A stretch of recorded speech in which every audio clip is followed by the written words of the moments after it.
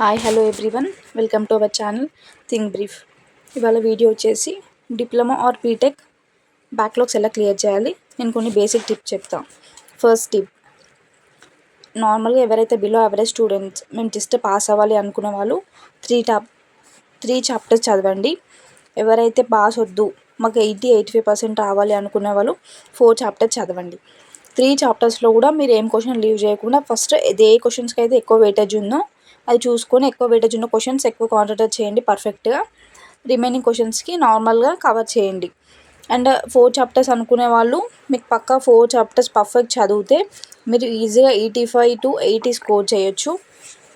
And second tip is paper neatness. Guys, మనం answer ఎంత correct రాసినామో అని కాదు, paper neatness is most important.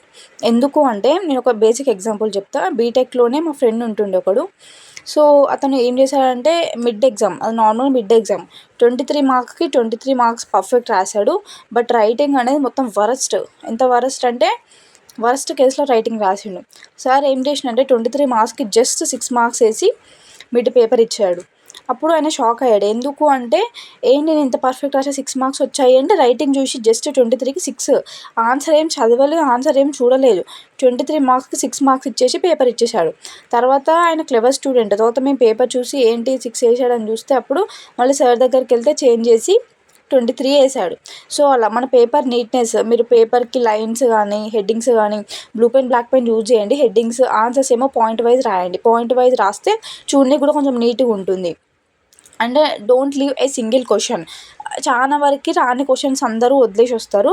ఎవరు ఒక్క క్వశ్చన్ కూడా లీవ్ చేయొద్దు. మనం లీవ్ చేస్తే ఎగ్జామర్కి కరెక్షన్ చేసే వానికి ఒక ప్లస్ పాయింట్ అవుతుంది, మార్క్స్ తగ్గిపోతాయి. మీరు ఒక్క క్వశ్చన్ కూడా లీవ్ చేయొద్దు. మీకు రాకపోయినా 70 మార్క్స్కి 70 మార్క్స్ అటెంప్ట్ చేసి రండి. మీరు ఎట్లా పాస్ అవ్వరో నేను చూస్తాను. ఎందుకు అంటే గైస్, మనం క్వశ్చన్స్ లీవ్ చేయడం వల్ల వాళ్ళకి ఒక ప్లస్ పాయింట్ అయిపోతుంది. మనం అన్ని అటెంప్ట్ చేస్తేనేమో ఒక్కొక్క క్వశ్చన్కి మీరు ఎంత వరస్ట్ కేసులో చాలా వరకు 1 మార్క్తో పోయిన 1 మార్క్తో ఫెయిల్ అయిన వాళ్ళు చాలా వరకు ఉన్నారు. సో మీరు అన్ని అటెంప్ట్ చేస్తే వాడు 1 మార్క్లో హాఫ్ వేస్తే కూడా మీరు పాస్ అవుతారు కదా. 1 మార్క్తో పోతే మనకి ఎంత బాధ అనిపిస్తుంది, మనం ఏం చేయలేము అప్పుడు. సో అందుకు ఒక్క క్వశ్చన్ లీవ్ చేయొద్దు. 3 అవర్స్ ఉంటే 3 అవర్స్ యూటిలైజ్ చేసుకోండి. ఏదో ఒకటి మీకు వచ్చింది రాంది ఏదో ఒకటి కనుక సినిమాలు ఇట్లా స్టోరీస్ కాకుండా సంథింగ్ ఏదో ఒక నాలెడ్జ్, ముందు పేపర్లో చూసి క్వశ్చన్స్ ముందు పేపర్లో చూసి ఆన్సర్స్ ఏదో ఒకటి క్వశ్చన్ నెంబర్ వేసి మీరు అటెంప్ట్ చేసి రండి. మీరు పక్కా పాస్ అయిపోతారు. పక్కా అంటే please do like, share and subscribe to our channel. Thank you.